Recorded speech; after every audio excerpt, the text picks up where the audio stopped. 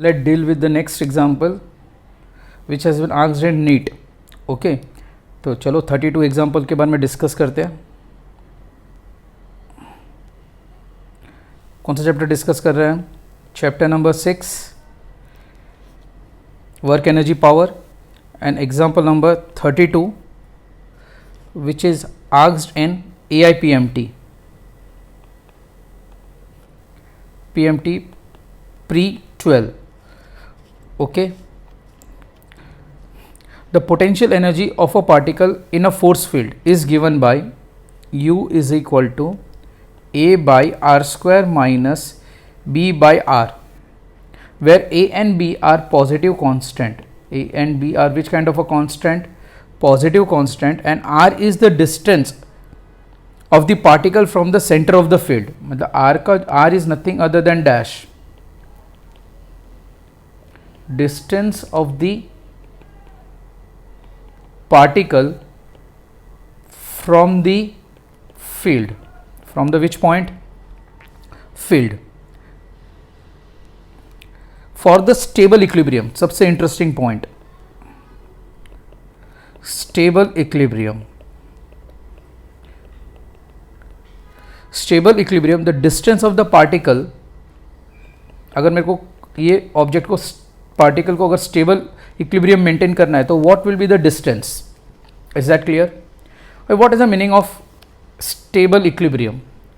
हमेशा एक बात याद रखना कि नेचर के अंदर right from microscopic to macroscopic world, any particle try to minimize it potential energy, और वो इन डूइंग सो वो खुद का एक इक्विलिब्रियम मेंटेन कर रहा है, and that to which kind of an equilibrium? Stable equilibrium. मतलब अगर उसको स्टेबल इक्विलिब्रियम मेंटेन करना है तो it has to minimize it potential energy. Is that clear और नॉट? ये रूल है. कोई भी पार्टिकल को आप ले लो, सम वे और दी अदर वो खुद की पोटेंशियल एनर्जी को क्या करने की कोशिश करेगा? मिनिमम करने की कोशिश करेगा. गॉट इट और नॉट? ओके. बट ऑब्वियस है, जब कोई भी चीज पोटेंशियल एनर्जी मिनिमम करने की कोशिश करेगा तो किस तरह करेगा, तो उसको किस तरह का सॉल्यूशन मिलेगा हमें, तो आप सॉल्व किस तरह करोगे? तो उसका रीज़न है कि यहाँ पे जो भी पोटेंशियल एनर्जी है, ओके, वो किस पे डिपेंड करता है? तो whether it is a function of distance, that is R. तो यहाँ पे आप वही पोटेंशियल को डिफ्रेंशिएट करोगे with respect to which value? Distance, that is R, and it is equated to which value? 0. तो ये वैल्यू आइदर आपका इंडिकेट करेगा मैक्सिमम और मिनिमम. ओके, कभी भी कोई भी फिजिकल क्वांटिटी को डिफ्रेंशिएट करते हो with the variable, related variable, okay, and it is equated to 0, तो वो वैल्यू पोटेंशियल एनर्जी क्या होगा? आइदर मैक्सिमम होगा या मिनिमम होगा. अभी मेरे को तो यहाँ पे क्या प्रूव करना है? मिनिमम प्रूव करना है. तो आप यही सेम इक्वेशन को और एक बार डिफरेंशिएट करो, सेकेंड ऑर्डर डिफरेंशिएट, और it should be greater than which value? 0. तो जब भी सेकेंड ऑर्डर डिफरेंशियल इक्वेशन की वैल्यू ग्रेटर देन 0 होती है, तब हम ये कह सकते हैं कि वो फिजिकल क्वांटिटी ने क्या अटेन किया है? मिनिमम अटेन किया है. मतलब यहाँ पे पोटेंशियल एनर्जी क्या होगी? मिनिमम होगी. गॉट इट और नॉट? मैनी टाइम्स एग्जाम में मैक्सिमम भी आएगा. इज दैट के? तो वो अभी से हिंट दे देता हूँ कि कभी भी अगर ये कहा गया कि अगर आपको मैक्सिमम वो वैल्यू को प्रूव करना है, तो वंस अगेन आप क्या करो? d² by dr² should be less than 0. तब जाके वो फिजिकल क्वांटिटी ऑटोमेटिक क्या हो जाएगा? मैक्सिमम को रिप्रेजेंट करेगा. किसको रिप्रेजेंट करेगा? वो मैक्सिमम को रिप्रेजेंट करेगा.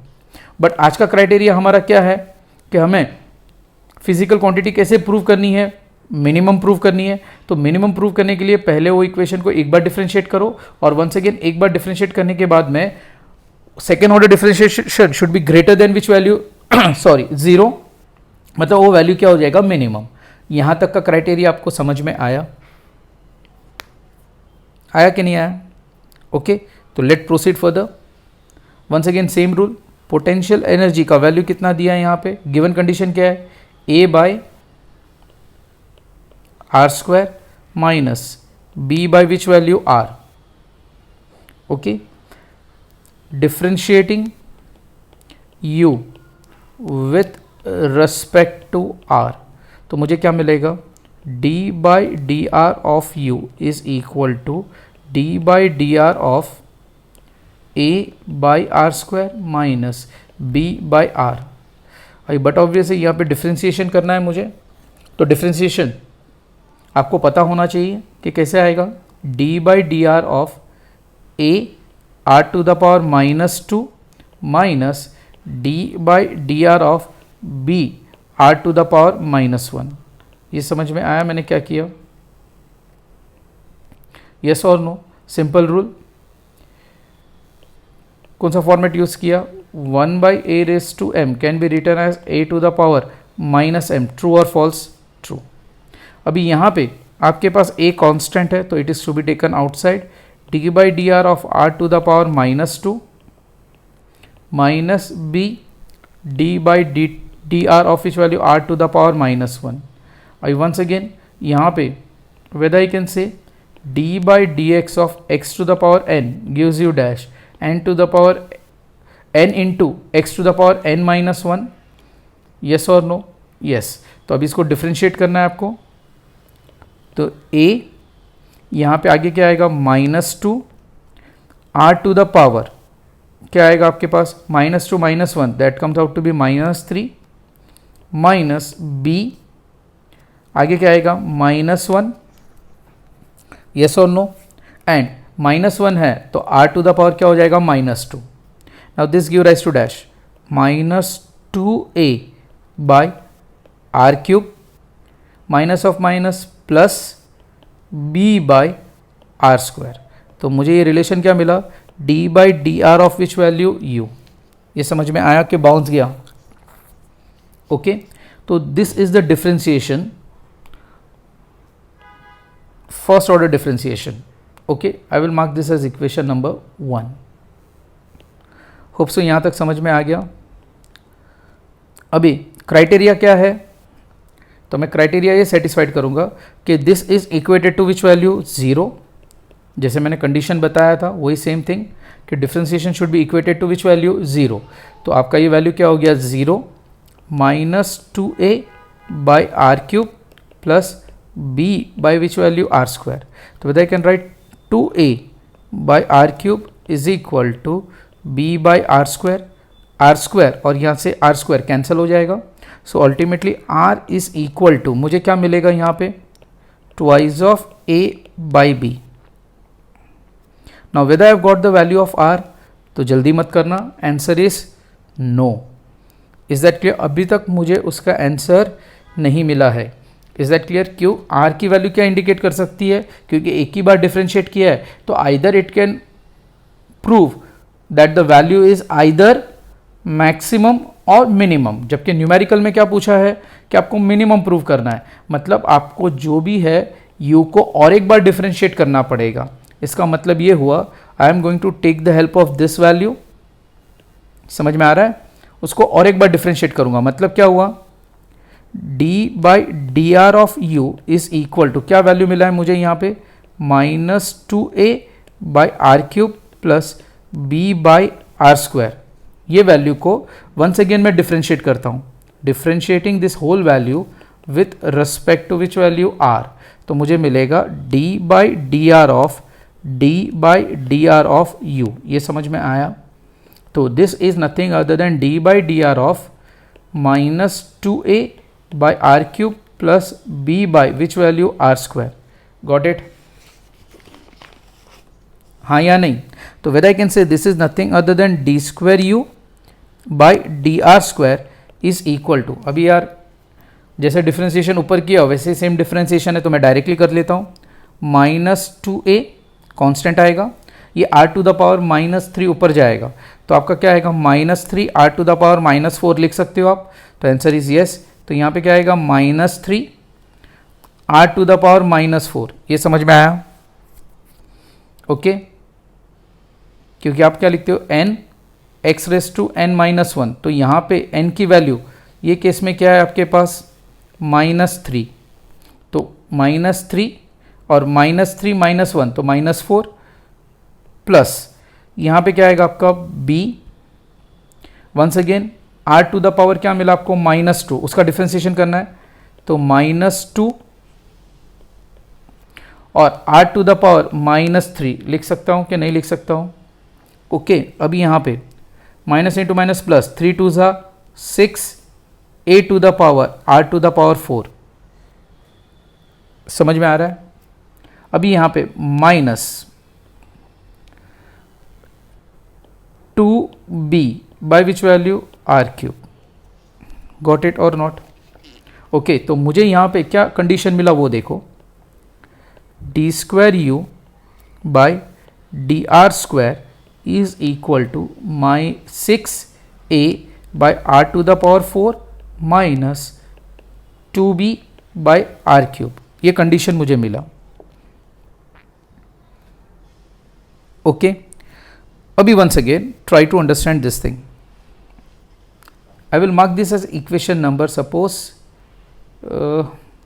ये 1 था, this is your 2, let this be what, 3.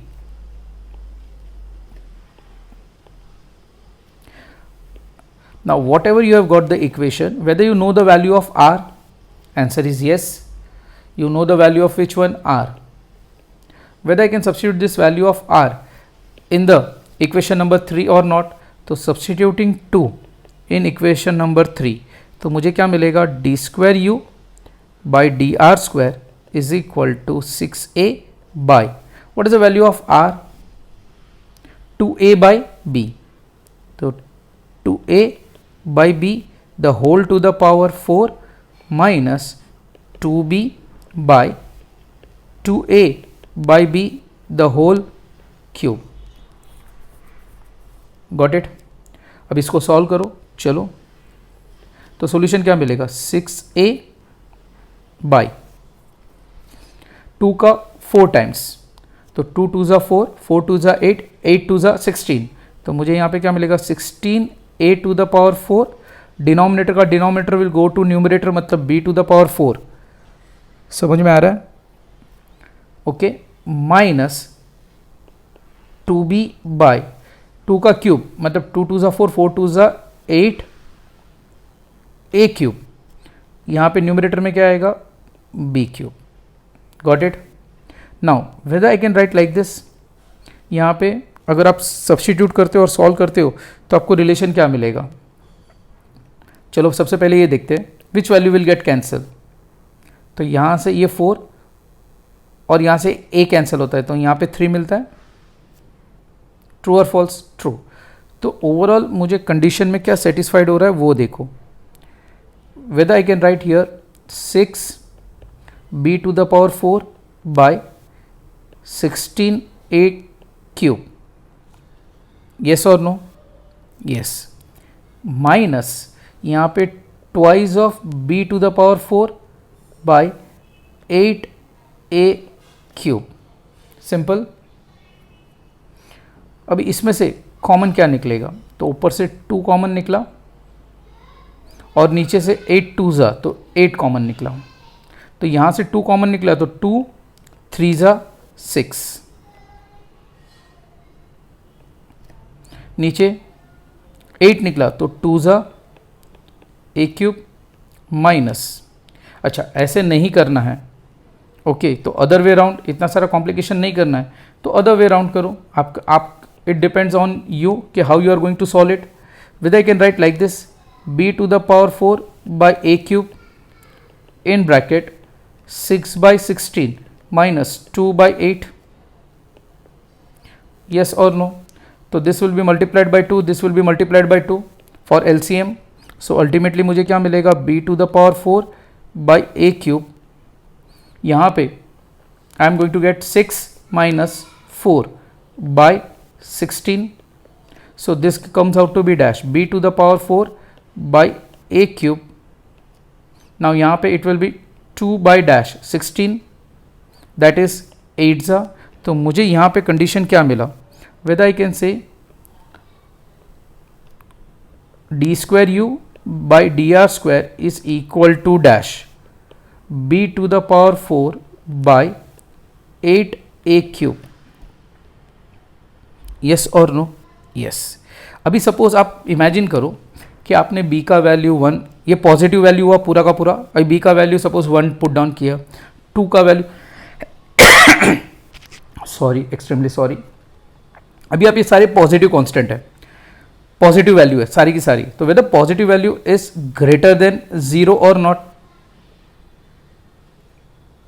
अगर यहां पे साइन माइनस आता, इज दैट क्लियर, इसकी जगह पे क्या आता माइनस, तो आप क्या लिखते हैं, it was less than what 0। But whether I can से from this term, is that clear, कि ये पूरी जो वैल्यू है इट इज ग्रेटर देन 0 और नॉट, यस, दैट मीन्स मैं ये बोल सकता हूं कि D square U by D R square is greater than 0, it is greater than which value 0। अभी if it is greater than 0, तो what can I say about the criteria, what can I say about the potential energy, whether its potential energy will be minimum or maximum। तो चलो check करो जो condition मैंने बोला था, if it is greater than what 0, तो physical quantity क्या हो जाती है मिनिमम, तो whether I can say that this comes out to be dash, okay, potential energy क्या हो गया उसका मिनिमम, तो whether this case gate satisfied. अच्छा, ये केस सेटिस्फाइड कब हुआ, जब आपने आर की वैल्यू कितनी सब्स्टिट्यूट की ये इक्वेशन में, whether it is this value और नॉट, तो आंसर इज यस।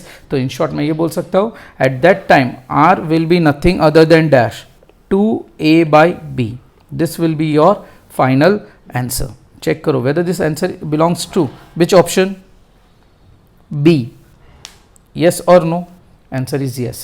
तो this is your what final outcome of the answer। Hope so सबको समझ में आ गया। प्रैक्टिस करना रिपीटेड, जो भी स्टेटमेंट मैंने बोला है उस बात का ध्यान रखना। गॉट इट और not, sure. Let deal with the next example 35। now this 35 has been asked in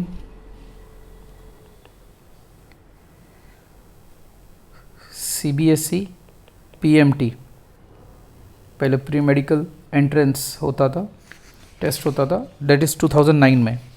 okay, question अच्छा है। An engine pumps water continuously through a hose, water leaves a hose with a velocity, कितनी velocity से move कर रहा है पानी, अगर hose मतलब पाइप, इज दैट क्लियर, कितनी वेलोसिटी से मूव कर रहा है, v वेलोसिटी से मूव कर रहा है, and mass m, and mass what m, तो इसमें जितना भी मास है, is that clear, that is mass per unit length, मतलब लैम्बडा लीनियर मास डेंसिटी दिया है, that is mass per unit length water jet. What is the rate of kinetic energy imparted to water, मतलब आपको rate पूछा है, rate of kinetic energy. अभी जब भी रेट ऑफ काइनेटिक एनर्जी पूछा है मतलब d/dt ऑफ k पूछा है आपको in simple language. Rate of kinetic energy मतलब d/dt of k with respect to time, clear और नॉट। ओके, तो सीधा सीधा ये न्यूमेरिकल है। काइनेटिक एनर्जी का फॉर्मूला क्या है, तो whether I can say half mv², yes. अब इसको डिफ्रेंशिएट करो with respect to time, that is d/dt of k, that is equal to d/dt ऑफ हाफ mv²। ओके, यहाँ पे हाफ m कांस्टेंट है, तो आंसर इज नो। अभी interesting point यहाँ पे ये आता है, आप ये देखोगे कि मास यहाँ पे बाहर जा रहा है। वेलोसिटी स्टेटमेंट में अगर आप देखते हो तो उन्होंने कहा है कि water leaves the horse with a velocity v and mass m। तो from this point of view मेरे दिमाग में क्या आएगा, ओके, तो मैं ये बोलूँगा कि यहाँ पे वेलोसिटी एक कांस्टेंट वेलोसिटी से बाहर फेंकी जा रही है, that is v², that is equal to, तो वो कांस्टेंट हुआ, तो यहाँ पे मास वेरिएबल है, क्योंकि एवरी टाइम मास जो भी हो बाहर जो फेंका जा रहा है that is at different rate, मतलब d/dt ऑफ क्या हुआ आपका m हुआ। अभी यहाँ पे हाफ v² इंटू dm/dt, ये रिलेशन मिला आपको। अभी यहाँ पे मास पर यूनिट लेंथ का मतलब क्या होता है, तो यहाँ पे आपने देखा कि जैसे मैंने मास पर यूनिट लेंथ दिया है, that is this value lambda मैंने बताया, तो यहाँ पे ये मेंशन किया गया है कि यहाँ पे जो भी हॉर्स पाइप है अभी कितना लेंथ का है वो नहीं पता है, बट उसको अगर मैं इक्वल पार्ट्स में कट करता हूँ, छोटे छोटे पार्ट्स में, इक्वल पार्ट्स में, तो एक छोटा सा अगर पार्ट कंसिडर करता हूँ, तो let it be which value dx, उसमें से कितना मास बाहर जा रहा है, तो dm। समझ में आ रहा है, तो इसको हम ये कंसिडर करते हैं, वापस बता रहा हूँ, ध्यान से सुनो, कि सपोज ये पाइप है, सपोज मान के ले लो कि इसका लेंथ L है और इसमें टोटल मास कितना है M। तो फिजिक्स का रूल है कि यहाँ पे मैं इसको इक्वल पार्ट्स में कट करता हूँ।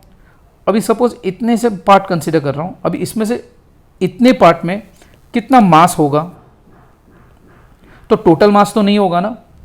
ओके, कितना मास होगा इसमें, dm। अच्छा, इसका लेंथ टोटल है तो आंसर इज नो। कितना लेंथ है इसका, dx। तो मैं ये बोल सकता हूँ कि इतने छोटे से डिस्टेंस में कितना मास है, dm।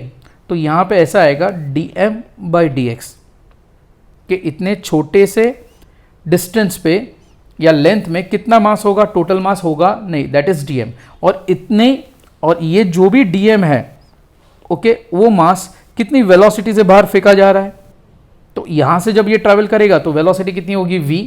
यहां से जब ट्रैवल करेगा तो उसकी वेलोसिटी कितनी होगी, v। जब यहां से बाहर भी जाएगा तो भी उसकी वेलोसिटी कितनी होगी, v होगी। गॉट इट और नॉट? ओके, तो from this point of view मुझे यहां पे जो रिलेशन मेंटेन करना है, that is with respect to which value, dx।